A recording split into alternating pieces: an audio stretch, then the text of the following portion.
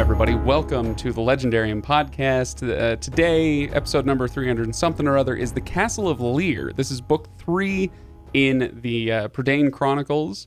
We'll spoil this 50-year-old children's book for you if that matters. But that's what we're talking about today. I am Craig. I'll be hosting. Over there, we've got Ryan and Kyle, to whom I am more allergic than I would be to the giant cat in this book. So, hey guys. Hey. What's up? That's as insulty as I feel like getting today. So don't worry, being here is insulting enough. Yeah, I think you've used that before. Have I? Yeah, I don't know. Whatever. I don't know. Maybe I have. It just feels so easy. Okay, Kyle, I need you to make more of an effort. Okay, that'll work. That works. Very nice. So, before we get started, make sure you go to thelegendarium.com where you can find links to everything that I mention all the time. You can find links to Patreon. You can find links to Discord. You can find links to past episodes. In fact, thanks to one intrepid listener who's helping us out, we're actually getting the backlog going on the website. So I haven't uploaded for a while on like some of these back catalog episodes, and so he's helping me out with that, and we much appreciate that. So yeah, go check out thelegendarium.com. All right. So, am I forgetting anything, or should we kind of dive into this book? No, I think we're ready. Okay. This could be a short episode, honestly. It's as we get into as we get further into the Prydain Chronicles, it's like this is definitely middle book syndrome, where there is stuff to talk about, but as far as the story of Prydain, I don't feel like a ton has been advanced, so we're not going to be like getting into, oh, look at these events that happen. I don't know. Does that make any sense? Like, yeah, I mean, it definitely felt like a palate cleanser story, almost, because like we leave off with the Black Cauldron and everything that goes on there, and you feel like it's going to be a continuation, but then we kind of take a hard left turn and go with Ilonwe getting kidnapped, abducted, yeah. Or like sent off and then getting kidnapped, and so it's like, right. What'd you call? Well, you had a name for this episode or for this book, right? I said this is very much the Legendarium book of the series because it's just 100% a tangent. Yeah, so that sounds about right. It's perfect. So yeah, in this book, I guess a synopsis is in order. So if people, if you haven't read this book for a while, or if you haven't read it and you don't care and you just want to listen to the episode, essentially what happens is the Princess Eilonwy has been living at Cardal Ben with Taryn and Dalben and Cole and all the rest, and it has been arranged for her to go to the Isle of Mona. In my memory, this was her family. Apparently it's not. It's some royal family in this island off the coast of Prydain, and they're going to educate her on how to be a young lady, right? She doesn't want to do this. That sounds like torture for somebody like Ilonwe. And so she, but she agrees to it. Fine, I'll do it. And then I'm coming back here as soon as I can. So they go off. They get to the Isle of Mona. They are in the castle for a chapter or two. But then the evil chief steward kidnaps her, takes her to Queen Akron, who we met in the first book and who is not dead. And Queen Akron is trying to use her to capture the magic spells, the magic that is inherent in this island, and use her to take over the world. Meanwhile, Taryn and Co. are trying to find her and rescue her, and they have a lot of adventures along the way on the Isle of Mona, including meeting the giant cat that I referenced earlier, and meeting the giant named Glue, which is a fantastic name. Tremble before glue is a line that has stuck in my head since I was a kid. Anyway, so they have some adventures. They finally catch up with Ilonwe. Her memory has been wiped by Queen Akron, and so she is now a threat to the companions until they find a way to break her out of it, which they do, and in so doing, break Queen Akron's powers, and the day is saved. So at the end of the book, the companions head back to Cardal Ben, but Ilonwe does not go with them. She is going to stay and do what she was supposed to do, which was have her education at this castle. So that's kind of where we left off. Did I miss anything important? No. Okay. No, I don't think so. See, I don't even have to write my synopses anymore. Okay, now they're not Ken quality. These are not Ken quality synopses, but they'll suffice, I suppose. So, Kyle, What's up? you called this the Legendarium tangent book of the series. How did you feel about it? And how did you feel about it? And do you even want to keep reading after this book? Yeah, I mean, I'm enjoying the stories. Just because it was a tangent doesn't mean that it wasn't enjoyable. Yeah. I think I think we talked about it a little bit earlier. This was kind of set up as the Eilonwy book. Like, we're going to get into her story. Yeah. But did we? We didn't. We did. Like, there's a couple of chapters where they talk about, we're going to train you as a princess. You're going to get sent off. And then she effectively disappears for the rest of the book until the final 2 chapters. And this book and this series is still all about Taryn, which is fine, or Taran, or however. I always say Taryn. Yeah. And that's great. And I think the adventures are enjoyable, but I don't feel like I got the story that I was told the story would be. Even if you read the back cover, it's all about Eilonwy, but the story's not. Yeah, and so it's kind of put up there as... I even said something at the end of the last episode that we did about how, you're going to love it. If you love Eilonwy, this is going to be Eilonwy's book. Because in my memory, it is. And on the back cover, it is. And then I was like, oh, that's right. Right. He's not even in this book. Because I'd throw the question out there to the two of you. What did this book accomplish?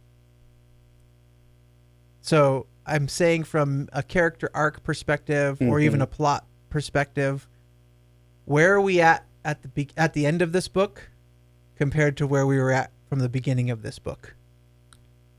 The closest thing I would say to growth or development in here is we know now Eilonwy what her ceiling is, where she is, what she is capable of in terms of her magic and as a princess, because she's always we have always known that she was a princess who was originally in the first book, is that she was sent to be with Ockran. We learned that's not the case. So, okay, she's a princess, but like, what kind of princess? No, she's like last of her line. Like, the whole reason why I think that this is the common feeling is that this is the Eilonwy book is because you get information about her. You just don't develop her as a character. You're not following her. You know a lot more about it there. So I think the purpose of this whole book is, one, from Eilonwy's perspective, is to showcase what her level is, I guess, for lack of a better term. For Taryn, it's to showcase that he's not backsliding into prior act. Like, in this book, compared to the other ones, he just leads. He just he does everything that he's done before. He just continues to showcase his growth. Because we have another prince that joins this one, like we didn't last time. We had Prince Prydain, and it was he had to help Taryn to grow up a bit, and teach him these lessons about how to view things and everything. In this one, he's already learned that lesson. He's carrying it with him, and now he has a prince who's an idiot. Is it kind of a role reversal? It's a role reversal setup, and so it's like, now you are the Prydain in this story, and so it doesn't feel like a lot of growth, but it's not without purpose, I think, along those lines. It is interesting, I think, in this book to kind of see the reaction of those around Taryn to his growth, where, we don't see a lot of growth in him, a little bit in this book. There's not none, but I guess as far as his growth, he comes to understand that somebody like Prince Run can have a lot of worth, even if that worth isn't to the furtherance of the quest that they're on. Like he's a hindrance to the quest, but that doesn't mean that he is a worthless person or that he's not worthy of respect and love and all those things. Like that. So there is some growth there for Taryn, and I think that's frankly a really valuable lesson. Like for a real kid or a real grown up in the real world to learn. Like, just because that person isn't valuable to you right now in what you're doing in your personal quest doesn't mean they're not valuable. Yeah. So I think that's a valuable lesson. But anyway, back to my other point, which is that we get to see the reaction of the others around him to what Taryn has become in the previous 2 books. And so even King Rudlam These fantastic names, by the way. I have to keep remarking on that. I love all these. They're hard to pronounce, but sometimes. But King Rudlum is like, hey, look, yeah, I'm putting him in charge, but I've heard of your exploits. I've seen you here in the castle. I understand, like, you're going to be invaluable to him completing this particular quest. Like, it's kind of up to you. Yeah, so I like it's that. fun to see that. I like that because it's almost like a showcase of previous growth rather than a growth arc itself. Because I was going to say, when we get to the end of this book, Eilonwy is like, there's a lot of growth potential there. To Ryan's point, we know what she can be and what she brings to the table as far as historical relevance to the larger world. But Eilonwy herself as a character has only been kidnapped and now is going to go train to be a princess. So, like, at the first of the book, she was going to get sent off to be trained as a princess. And at the end of the book, she's going to stay and be trained as a princess. So anyways, but I like those points that you're making of, like, it's expanding the growth potential and it's showcasing previous growth for the characters. This book itself isn't necessarily a growth arc. Yeah.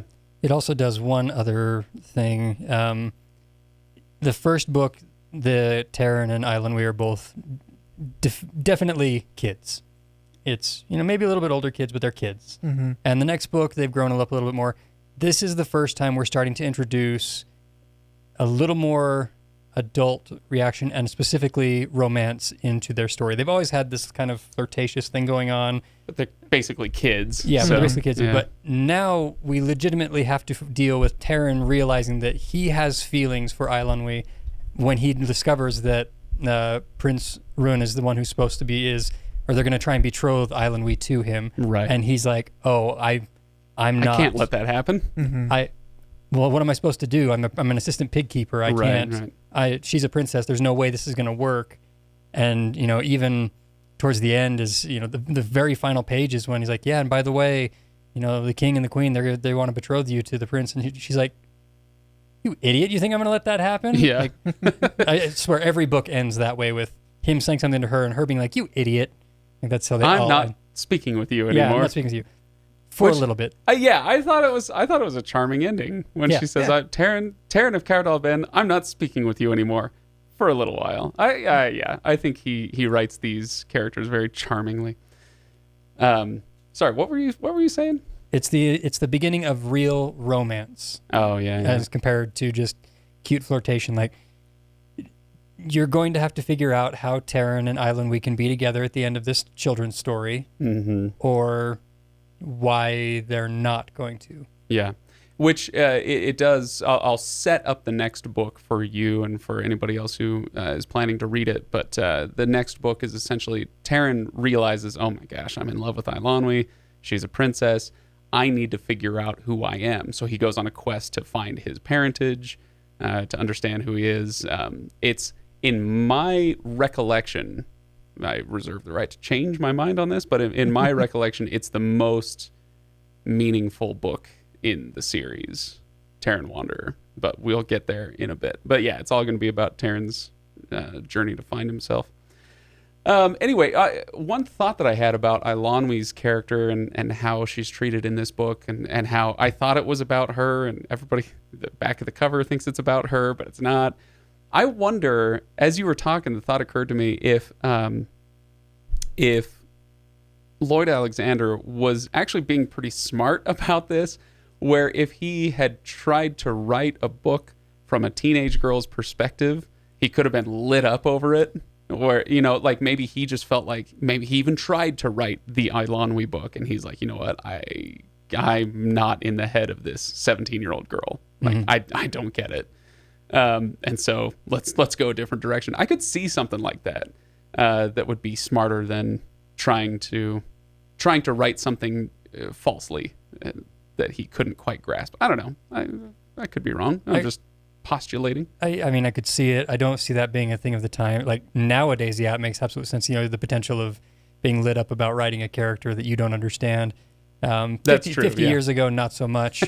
But I think the thing is, like, for him, the story has always been about Taryn and his journey and things like that. But he had to establish some things between, in terms of who Ilonwe is, and specifically expanding the world and its magic and those things, because that's she's had this bauble for 2 books, and it's just been a bauble. That's just the whole thing it is, and now we realize that it's a Plurdiver. I'm sorry, what? A Plurdiver. I don't remember what it actually was. Palindrire. I'm trying not to say Palantir because that's Something Yeah, like there that. is the palindrome. yeah. The palindrome. It's got to be in the back in the pronunciation guide, right? It's in there. Prydain? somewhere. No, that's the people who came over. It doesn't matter. Anyway, yeah, she's Anyway. had the bauble. So we have that. We have the magic book that has all the spells in it. It's with glue. Like we're getting a chance to see the magic in here, which is not something we've dealt with outside of the Black Cauldron and the 3 fates. The brooch. Yeah, there's been a couple of magical elements, but nothing that has been really heavily There's magic no, oriented. There's no spells. There's no like the moment when brainwashed Eilonwy kind of crooks her finger at Gurgi. Yeah, and starts he locking it. kind of like Cruciatus curses him. So that's like a spell. It's a thing. It's a magic thing that somebody did with their hands. And so yeah, we haven't really seen much of that. Yeah, so now that that's been introduced, like we have a potential also to see. We also still have this.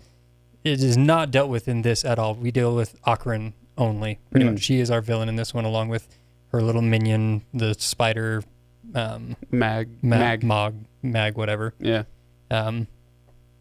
Oh man, that train just crashed hard. Oh yeah, trying to figure out. Well, let's talk about villains a little bit, because that was one of the big differences as far as expanding the world, where it's all been about Iran Deathlord.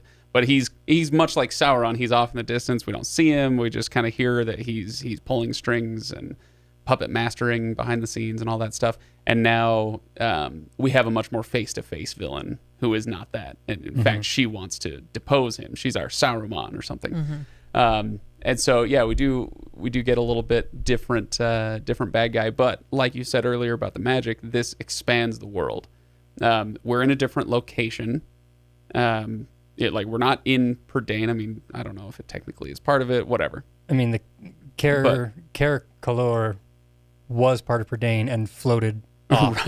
Right. Like we get a sense of the history of how long this has been since it's been broken off and floated away from the island or from the main land itself. Right. Anyway, so yeah, I think the whole thing, if it serves no other purpose, it is an expansion of the world in a dozen different ways. Right. Let me throw this out. Did Lloyd Alexander just write the same book twice from the Book of 3? No. A little bit. I mean, no. Okay, what do you mean? I mean, if you zoom out, kind of plot-wise, and you just kind of swap Henwen and Ilonwe, it's basically the same form of story, right? Sure. It's a quest. Well, it's a quest, but like... Even so far as to where they end up going, though, there's a lot of really strong parallels, because pretty much every book, at some point they end up in a dark cavern somewhere, trapped for a little while, whether it's the fairy folk or it's the grumpy tree guy. He's not a tree. He is a tree. He's a tree guy. He's our Ent. This one, there's that. There's a dangerous creature that's introduced, and everyone. We have the Gwythaint, then we have the Huntsman group, and then in this one we have Lion. Which, yeah. L or LHYAN something. Yeah, whatever. Spelled like Lion. I don't know. Yeah, apparently the Welsh and Utah names just like to use a whole bunch of extra consonants and vowels. This is a joke. This is a joke that will go over so many heads. Oh, yes. Oh, if only you knew the naming conventions here in Utah. Yeah, just go look up, words like Michaela or anything like that, or Absidy. Which one? Which one? Michaela? Basically, yeah. Is that Michaela with an I or a Y or an E or the two way L's? that people spell names in Utah is like when you're doing swipe text, but you just keep all the letters in between the letters that you're trying to get to. And so that's just how you spell your children's name in Utah. Oh, that's so good. Accurate. Oh, man. It hurts. It hurts so much. So where were we? To the point of, is it the same book? No, not exactly. But there are some very consistent elements in the quest that happen about the same time in the quest as well Yeah. for each of the books so far. Which I think lends to the point of like, is this the filler book or is this the palate cleanser book or whatever? It feels really, really familiar, even though it is different. They're telling a different story and they're expanding the world, but it doesn't feel like it moves you very much more forward in the story because it feels almost like a rehash of the Book of Three in a lot of ways. And I'm happy to accept that. I think that's a perfectly valid point, but let me throw this out there. Remember, this is a kid's book. Sure. We're not... Didn't say it was bad. Right, I understand. This is a kid's book. It's not meant to break new ground. It's not meant to like be this earth-shattering revelation of a story. This is a children's book, and children, I mean, we all do, but especially as kids, we learn by repetition. So what does a quest look like? What are the steps? What are the obstacles? What are we trying to gain or lose, in some cases? What are we trying to gain from our quest? And so having the repetitious nature of the quest story in 3 books in a row is, I think, valuable in a children's series. So it may wear a little bit thin for us as adults at times. And I think that's perfectly valid, but I guess I don't see it as a fault with the book that is meant for children. No, and I don't see it as a fault with the book at all necessarily. I think my point was, as I was reading through, there were a lot more parallels to the structure and the way I read the Book of Three as this story unfolded. I was like, oh, that's basically the same thing that happened in the Book of Three. Yeah. And so I just thought it was an interesting parallel because I don't think it was the same. Yes, the Black Cauldron is still a quest story, but I don't feel like the Black Cauldron felt as overlaid as these two books I agree. do. Yeah, I agree. But I would the only argument I would make, and it's not to say that it's bad or anything, it's that some of the elements aren't just similar beats; they are almost too similar. Because it's not just this is an obstacle in a quest; it's that the resolution is the exact same. So, how do you destroy the Black Cauldron? A person must knowingly sacrifice themselves. How do they escape from glue? He says, one of you must sacrifice yourself so that I can build my potion. And so, like, it's elements like that where it's like that is the exact same thing in the same beat. Like I want something a little bit more varied in that. Now they end up resolving differently. In Black Cauldron, you have the self-centered prince throws himself in as a redemption piece. In this case, the stupid prince says, hey, I'll sacrifice myself. And they say, no, go. And they throw him up they cheerleader him out of the little crack in the floor. And then he comes back in with the bauble and wins it. But that initial sacrifice was the exact same. And to me, that's where I could say, even in a children's book, you could do something different. But I'd say I really like the way that you've kind of painted that picture for us. Because I think to Craig's earlier point, I like that there's a repetition, that it's the same, but the outcome is different. Because I think that in and of itself is very helpful to young readers to see that there are different ways of resolving. And like the choices that are made by the characters will ultimately become the result of whatever that is, right? So I like that. Yeah, I'm all right with the repetition. Should we talk about a few specific plot points in this book? For instance, glue. We've mentioned glue, tremble before glue. So for those who don't recall or don't care, glue is a very small man, but he not only in body but in spirit. He's a very small man. And he has tried a few different ways to, over the years, he's tried a few different ways to differentiate himself, to make a name for himself. And finally he decides, I'm going to be a wizard. And so he finds a book of spells, or at least what he was told was a book of spells, and he's concocting potions to do different things. He concocts a potion to make himself bigger, but it works too well. He becomes a giant, but he was testing it on his cat Lion. And so Lion becomes huge, the size of a horse, this house cat the size of a horse, which I love because I love cats. I'm a cat guy. But you wouldn't love your cat if it was the size of a horse. Yeah, maybe we can come back to that. But anyway, so he Craig just got a Siberian tiger for his pet. It's fine. So anyway, the cat chased him into a cave where he kept growing and he couldn't escape the cave. So now it's Glue's cavern, and Taran and his companions are stuck in there with him. It's like a reverse Gollum. That's true. Instead of wasting away, he gets bigger and bigger. Mm-hmm. First of all, as an adult, and I had to tamp this part of me down, which isn't that hard, honestly, but I did have to tamp it down. The part of me that said, what's he living on? Mushrooms ain't going to cut it. You're going to be burning so many calories if you're that size. Anyway, so you just let stuff like that go.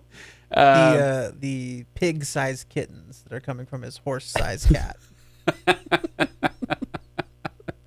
Well, the cat's not stuck in there with him, luckily. So anyway, what kind of similar to what we were talking about last time with the Black Cauldron when we got to the marshes of Morva, and I said, this is the scene in my head that takes up the whole book. It's like the only thing I remember. Glue's Cavern is that for me with the Castle of Llyr. It's so fun and dramatic and quirky and bizarre, and he's such an interesting character. What did you guys think of the scene? Do you have any thoughts on it? I mean, nothing that we haven't already kind of mentioned. I thought the visualization of this guy that was growing and too big to get out, I really liked that concept, and so it made for an interesting.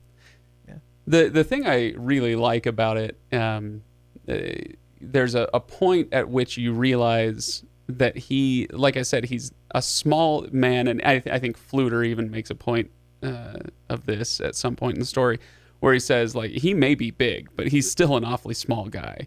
We talk, what is it, small man syndrome or whatever, where you overcompensate. And Glue is that way, where he's an overcompensator. And we get a lot of that through Fluter specifically. Fluter cannot stop calling him a little man. Right. And he makes a major point of it that your physical size and your stature as a person and personality are two separate things completely. And which is actually kind of funny coming from Fluter, who is a king traveling as a bard. That's true. I mean, Fluter is he potentially could be a very big person, but he's chosen to be a smaller person with a big personality on his journey out there. One of those things, maybe a little bit of the pot calling the kettle black, a little bit. Interesting. I hadn't even thought of it from that angle. But that is a good point. The thing that I kept thinking of was that just because he's grown in size doesn't mean he's grown in character. Mm-hmm. And this is a real thing where, as I was reading, I was kind of thinking about like his size didn't change who he is. And I think that's a valuable lesson in the real world, once again, where it's like, look, whatever the thing is that you're after. So for Glue, it was, I want to be bigger. Maybe you want to be rich. You want to be thinner. You want to travel. I want to see the world because then I'll understand it. No, you won't. Like you need to be the person you want to be, and then whatever changes come, like you can incorporate those into that person that you need to be. Mm-hmm. In fact, it reminds me of a few years ago. I don't know how I got into this conversation, but I was listening to two friends of mine, two women, talk about potential plastic surgery, like in their futures or in their present. And one of them was like, "Well, I want to change this about myself, and I really feel like it'll make me happier if I look this way, or if I, it'll help me with my self-esteem." And the other friend, believe me, I wasn't touching this conversation with a 10-foot pole, but it was very fascinating to listen to. Where the other friend said, look, if you're not happy with the way you look in that aspect now, like this isn't going to help. You need to come to terms with who you are and how you look. And then it could be a good idea to make changes, but if you're doing it to feel better about yourself, it's not going to work. If that makes sense. And I'm horribly paraphrasing this very eloquent conversation that these two women were having. With this big group of us. But yeah, it was a very interesting conversation. And I kept thinking of that as Glue was like, I'm going to be bigger and then I'll be a better person. No, you won't. Mm-hmm. So, I don't know. So I like that scene. Anything else from the book jump out to you guys? I think it's interesting throughout the whole series so far. Gwydion continues to be. You could write an entire side story of everything that Gwydion's doing while Taran is out on his journeys. Yeah. Like you could do the Chronicles of Prydain, but the Gwydion tales, and do full adult novels, because this whole book he's been out acting like he's a cobbler and just trying to be hidden as he's trying to do all these things on the side. Like I kind of want that storyline right now, because in every book he's come in and he's not, for being the high prince of this whole realm and everything, like he sure seems to have a lot of adventure time to do. I was just gonna say a lot of time on his hands. Yeah, absolutely. Yeah, I like that as an illustration of well-written characters when you want more. But I'm actually kind of glad that we don't have more, because I think that's, and this will get off into another tangent. That's us. What? I think that's something that today's media suffers from, is we get a well-written character, and some of that is that there's mystery. There's like, I want to know more about this person, and we flesh it out in a spin-off novel, or we flesh it out in a Netflix series or whatever it is, and then it's not as good as, like, I don't know, or it just falls flat. And so, I think You didn't like the series Joey, did you? It had its faults. But I think it's a marker of an author who can write characters well when you identify somebody like that, like a Gwydion, or like the Matt Cawthons of, I want to know more about what his adventures after this are going to be, because I'm really attached to this character. So, No, I 100% agree with that. Yeah, that's fantastic. Let's see. What else do we want to talk about? Oh, the concept of an oath. This happens at the beginning of the book when the king charges Taran to take care of Prince Run, and he makes Taran swear an oath that he will do anything within his power to make sure that Prince Run comes back alive. If I recall correctly, that's essentially the basically. oath. mm-hmm. And it's I know Ryan and I, we've talked about this on previous episodes. I can't remember in which episodes or what the context was, but this idea of the lost art, the lost art of the oath, where we don't take things like that seriously in our modern world. That's great. You gave me your word. Now give me your signature on this piece of paper. Yeah, which, I am not against contracts. I think contracts are a great way to help us enforce our oaths. I guess I'm just thinking more of like, within ourselves, do we take our oaths seriously? And it was, I liked that was one thing that Taran showed in this book that he hasn't really shown in previous books, because he hadn't had to in the same way, where he says, no, I gave my word, and that's that. And then there was a moment where he's talking to Gwydion at the end of the book, and he says as much. He says, of course I went after Prince Run. I had given my oath. And Gwydion says, if you hadn't, would you still have gone after him? And he says, well, yeah. See, Taran, you're a good person, But I don't know. I found myself highlighting that passage in the book and going, I love this concept. Yeah, I have two thoughts on that. One is, does the fact that he gave his oath change that scene where Run wants to sacrifice himself to allow Glue to finish his potion? Does that sway Taran's actions in that moment of them trying to convince him not to? Right. Is it because of the oath, or is it because it's the right thing to do? Like, no, don't sacrifice yourself. So that's an interesting question to me.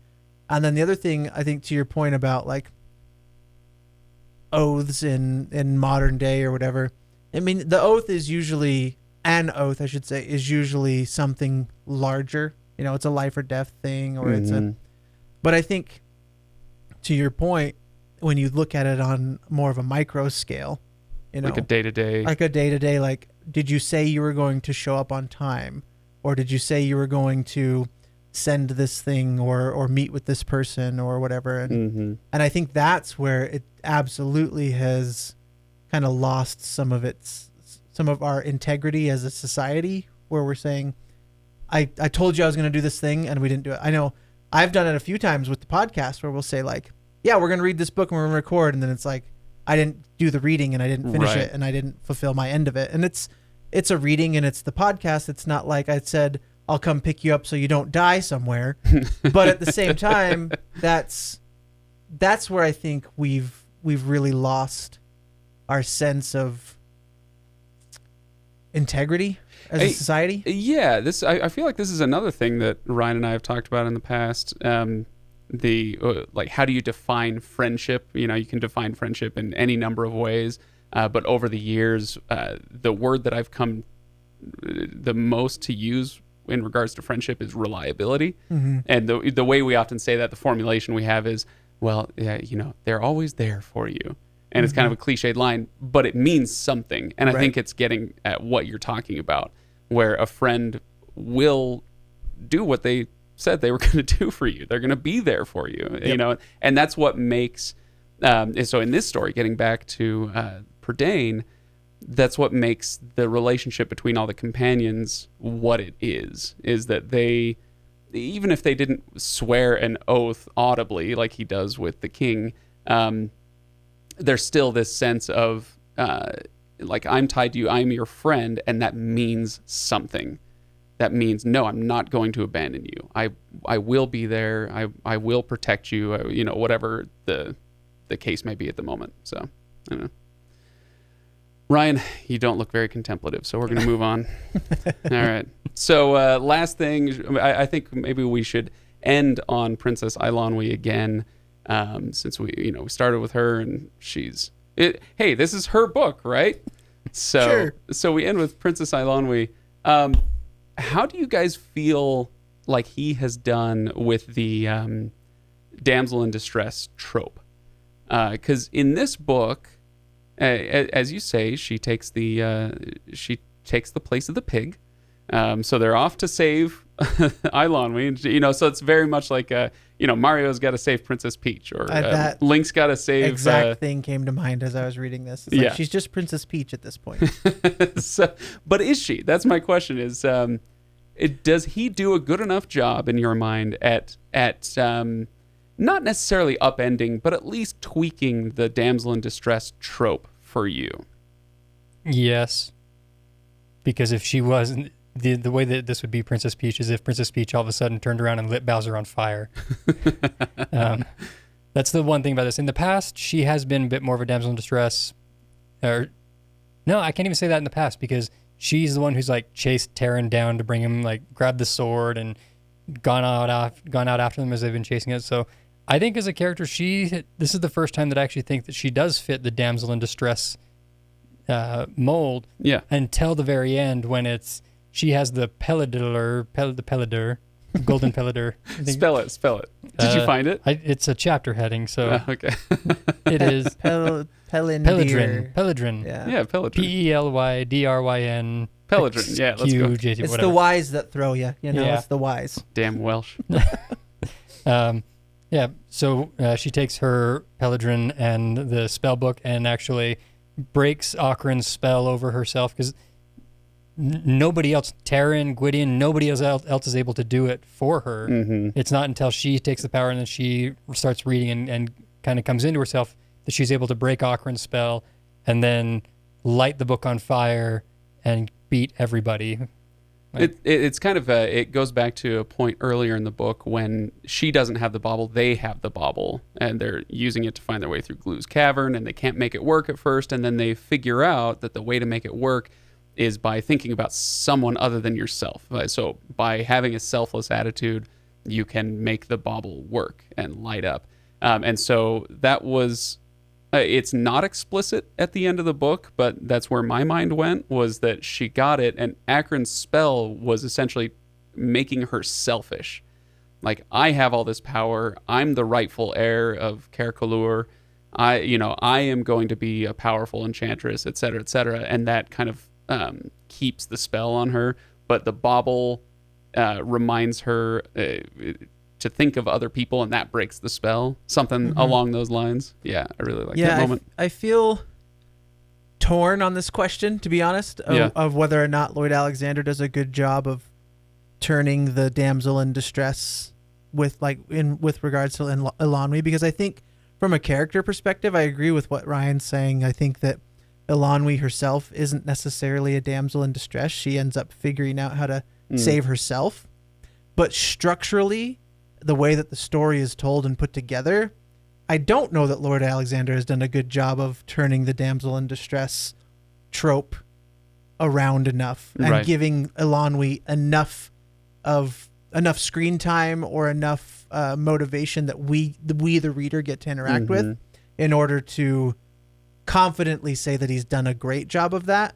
I do think that it's pushing towards that, and I think that her character is not a Princess Peach necessarily, because we see that as evidence. But I don't know that structurally we get that in the story. And I don't know that we could. As I'm thinking about this, as you're talking about it, I don't recall over 3 books that we've ever had a point of view that wasn't Terran. Right. Right? Right. So it's a bit like Harry Potter in that way.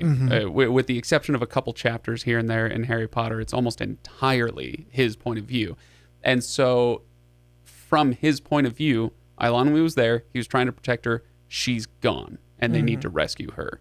And then we learn at the end of the book that it was that she put up a fight. You know, what does she say? Mag's shins will be black and blue for a long time for the fight she put up, and but she was trapped. She couldn't do anything about it. She got put under Akron's spell, and so it did take the intervention of the companions. And so in that way, it is a damsel in distress, but it's not. So it's not like she didn't have agency. It's not like she wasn't putting up a fight or wasn't making her decisions. They're just happening off screen because of the way these books are structured, entirely from Terran's point of view. So I guess I'm not sure that we could have had it any other way and still have her be the one in danger, if that makes sense. So to have this story happen, like he could have told a different story and just not done the damsel in distress thing at all. Sure. But he at least gives you a little bit at the end to show, like... But I think to your point, like, at the very end, the companionship still had... Like, the companions still had to be there to ultimately rescue her and get her out of that situation. Even though Eilonwy was able to put up a fight or whatever, like, if you get to that resolution and Eilonwy has solved the problem by the time the companionship gets there, then she's not a damsel in distress. She didn't need them to intervene. Right. Right. So there is, that's where I think it's almost there. And it doesn't have to tip the scale. At that point, though, like if the story had gone down that way, it would be very much like Indiana Jones and the Raiders of the Lost Ark. You know, you guys know the famous formulation where if you lift Indiana Jones out of the story of Raiders of the Lost Ark, it has no effect on the outcome of the story. Right. Where it's like, okay, so we could have gone through this whole book, and then they get to Castle of Llyr, and Eilonwy walks out, and she's like, don't worry, I broke the spell, let's go home. Then she would be a badass, and that would be a lot of fun, right? But I guess what I like about it is, again, it kind of intertwines the companions. They all need each other, and I think that's okay. Sure. I don't mind that she needs their help. So they don't end up breaking the spell like Ryan said. Or was that you that said that? Maybe. Somebody said it. What was it? Yeah, they can't break the spell, but they were able, kind of by accident, because this is the Prydain Chronicles, they were able to help put her in a position to save herself. They brought the tools back that she had to have. Yeah. Because she needed the bauble and the book to be able to develop enough power to do that. So in that sense, they brought the pieces in, and then them being there kind of was the piece that connected her back to them, because she was talking about the dream she was having before, where she could remember her time at Caer Dallben in dreams, but nothing else, until Terran's like, that really happened, or whatever. So it's one of those things, like, I think that they had to be there to be for the spark, but that's all they were. She was everything else. Right. And that's why I'm okay still saying that it's not damsel in distress. Yeah. Fair enough. Yeah. Like I said, I'm kind of torn on it, because I don't know that explanation totally does it for me, but I also don't know that it doesn't. So there you Well go. said, You know, Kyle. Yeah. perfectly articulated. That's what we're here for, right? Shall we call it for today? I do have one funny line. He wrote some funny lines in this book, and maybe we can end on that unless you guys have any final thoughts that you want to go over. I had one, and it was just a final quote from it was the very last page, but it's when Ilonwe talks. She's kind of telling Taryn that he's dumb, you know, like you As she think that does. was, you know. But I really liked this line. There's limits to having people make up your mind for you. Ooh, nice. And I thought that was really poignant in that situation, but also just for the general reader. Like at a certain point, you got to do you, as they say, Mhm. you know? And I like that a lot, and I like the flip side of it also, which is that sometimes, like up to a certain point, yeah, we can rely on the wisdom of others. You know, when we're a kid, it's our parents or our teachers, and you know, when you're grown, it's still probably your parents, or you know, maybe it's your boss or your colleagues or whatever, your friends.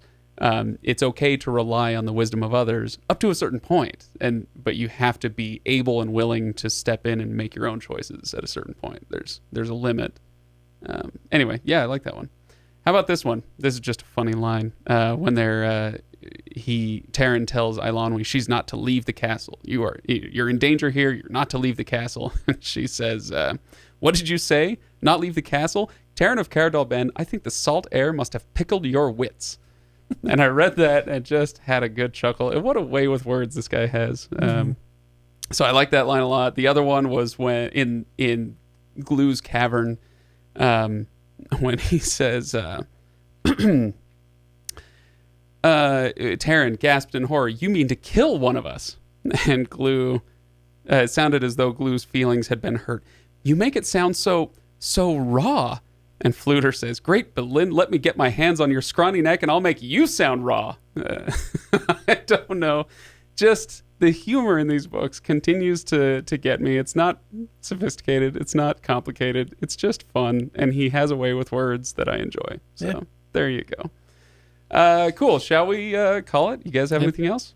No. Okay. As I said before, as far as I can remember, we all know how well I remembered this book, but as far as I can remember, Taryn Wanderer is the most meaningful book in the series, and I think we'll have some interesting things to say about it. It's the Gurgi book. It's correct.